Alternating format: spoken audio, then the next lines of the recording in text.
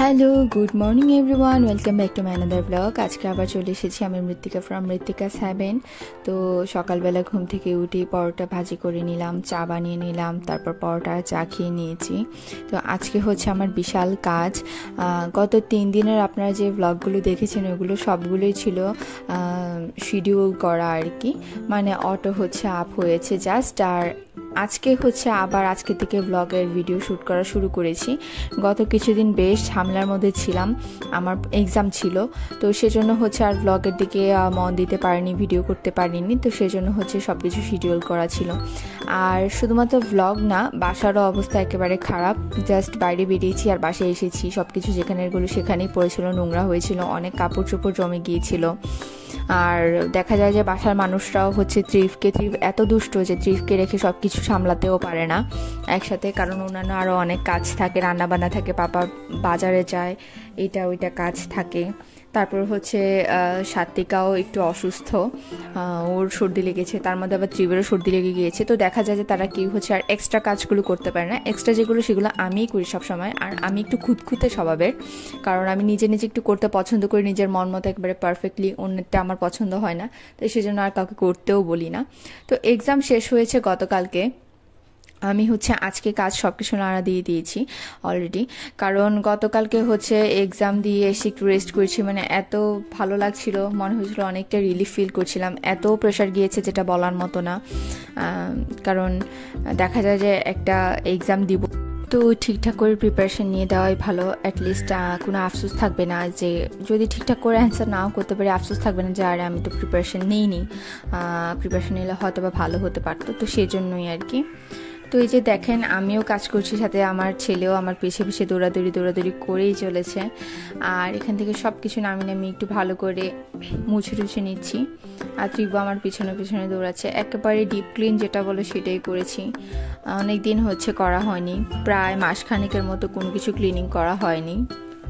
আর এই তো ভেবেছিলাম পুরো বাসাটাকেই ক্লিন করব, রান্নাঘর মা যদিও করে, রান্নাঘরেও কিছু কাজ টাজ ছিল, ভেবেছিলাম সেগুলোও করব।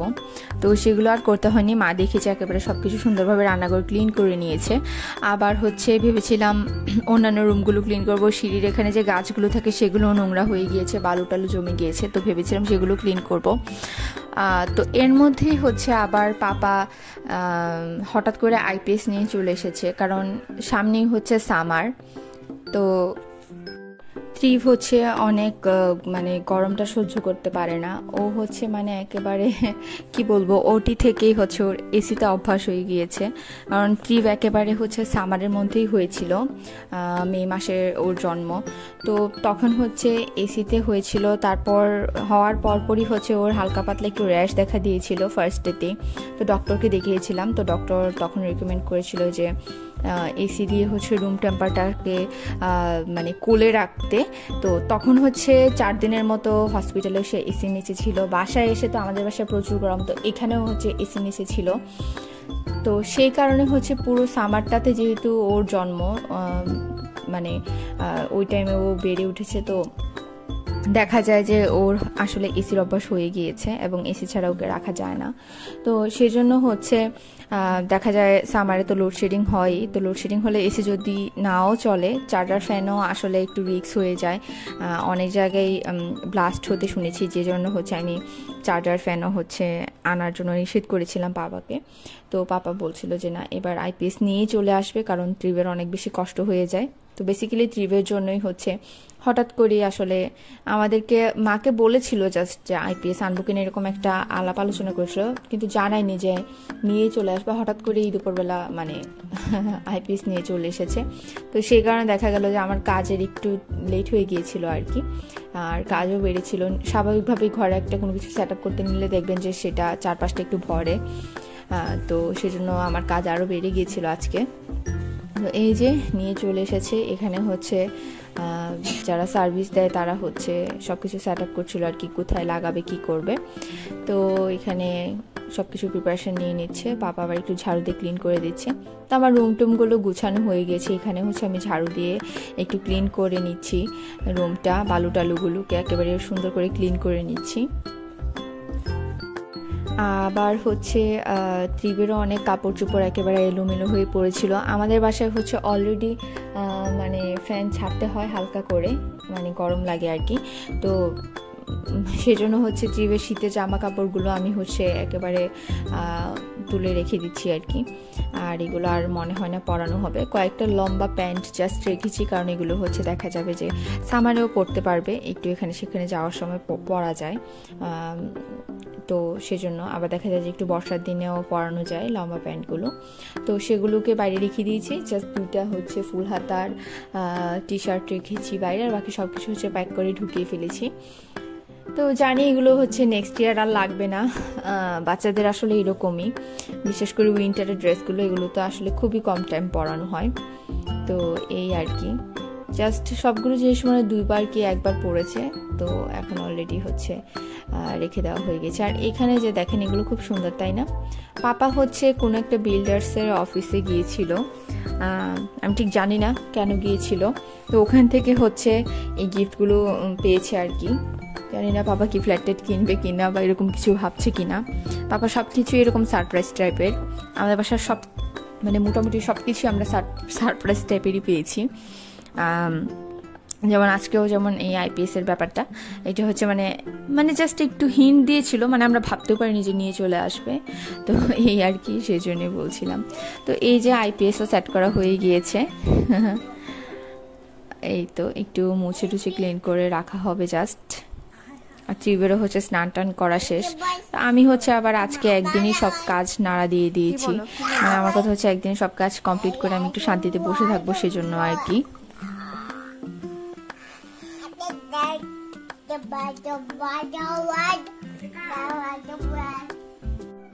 তো এই তো এবার হচ্ছে এখানে গাছপালাগুলো আমি ক্লিন করে নিয়েছি, সেগুলো আর আপনাদেরকে দেখাইনি ভিডিওতে, কারণ অনেক লেট হয়ে গিয়েছিল। অলরেডি হচ্ছে আমার অনেক খিদাও পেয়ে গিয়েছে, কি বলবো আর, কাজ করলে তো স্বাভাবিক খিদা লাগবেই। তো এই যে গাছগুলো ক্লিন করেছি, দেখতে মনে হচ্ছে যে তেমন কোনো কাজ না, কিন্তু প্রত্যেকটা মাটির টবগুলোকে ওয়াশরুমে নিয়েছি, ভালো করে ধুয়ে ক্লিন করেছি। পাতাগুলোতে বালু জমে গিয়েছিল, ক্লিন করতে অনেকটা টাইম লেগে গিয়েছিল, তখন প্রায় 3:30টার মতো বাজে। বাসায় হচ্ছে অলরেডি সবার খাওয়া দাওয়া শেষ, কিন্তু আমি তখনও হচ্ছে মানে আমার মা হচ্ছে লিটারেলি বকাবকি করছিল, মা আর পাপা মিলে, যে আজকে আর করতে হবে না, ভাত খেয়ে ফেলো, কালকে হচ্ছে কাপড় চোপড় ধুয়ে দিতে। তা আমি চিন্তা করলাম যে কাপড় চোপড়গুলো ধুয়েই ফেলি, পরে থাকলে পরেই থাকবে। আর আমারও হচ্ছে আমি শুয়ে বসে উঠে কোনোভাবেই শান্তি পাই না এরকম কাজ জমে থাকলে। তো সেজন্য হচ্ছে আমি আগে কাপড়গুলো ধুয়ে দিলাম। তো ধুয়ে জাস্ট আমি আগে ছাদে ছড়িয়ে দিয়েছি আর কি। আজকে তো আর শুকাবে না, কারণ এখন 3:30 4টার মতো বাজে। যাই হোক, রোদের তো আর তেমন তাপ নেই। তো বলেছিলাম যে এগুলো ছড়িয়ে দিচ্ছি জাস্ট ফর্মালি।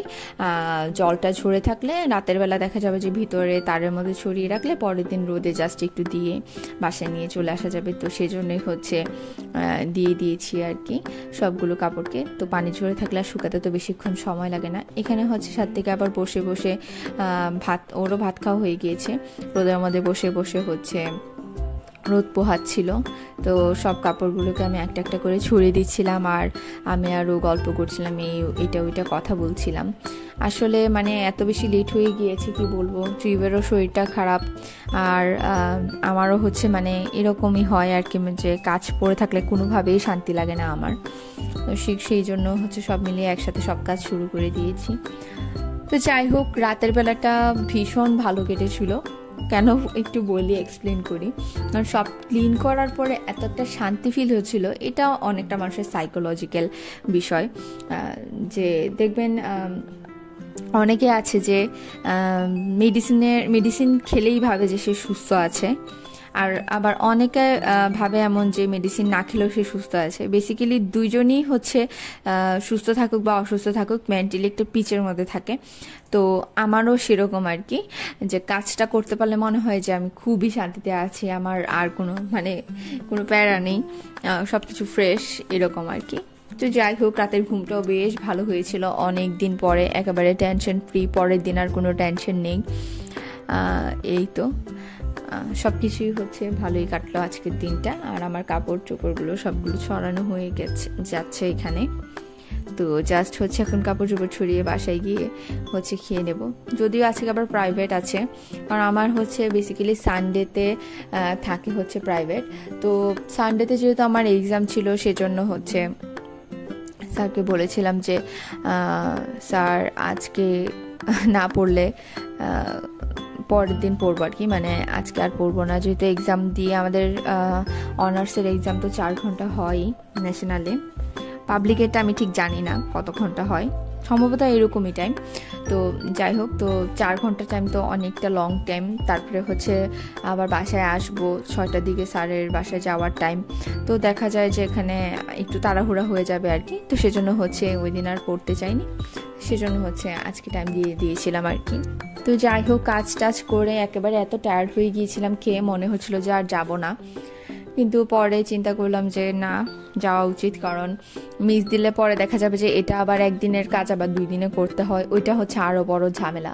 মানে রেগুলারলি মানুষ সব কাজ যদি শেষ করে রাখে, দেখবেন যে একসাথে অনেক চাপ থাকে না আর কি কাজের, একটু রিল্যাক্সলি চলাফেরা করা যায়। তো আমি একটু সেটাই মেনটেন করার চেষ্টা করি, এবং আমি নিজেও দেখেছি এই রুলটা ফলো করে, যে সময়ের কাজ সময়ে আসলে কমপ্লিট করে নিলে একদম নিশ্চিন্তে থাকা যায় আর কি। তো এই তো আমার কাপড় ছড়ানিও মোটামুটি শেষ। তো এখন আমি হচ্ছে বাসায় চলে যাব, তারপর যে জাস্ট ভাত খেয়ে রেস্ট নিয়ে নেব। তো আর ব্লগটা বেশি বড় করছি না আজকের ব্লগ এই পর্যন্তই থাকছে। আপনারা সবাই ভালো থাকবেন, সুস্থ থাকবেন, আমাকে সাপোর্ট করবেন। আর এখনও যারা আমাকে সাবস্ক্রাইব করেননি তারা অবশ্যই আমাকে সাবস্ক্রাইব করবেন। আমার ব্লগগুলি যদি ভালো লেগে থাকে তাহলে অবশ্যই শেয়ার করবেন। সবাই অনেক বেশি ভালো থাকবেন এবং সুস্থ থাকবেন। নেক্সট ব্লগে আপনাদের সবার সাথে আবার দেখা হবে। টিল দেন আপনারা সবাই অনেক বেশি ভালো থাকবেন। টাটা।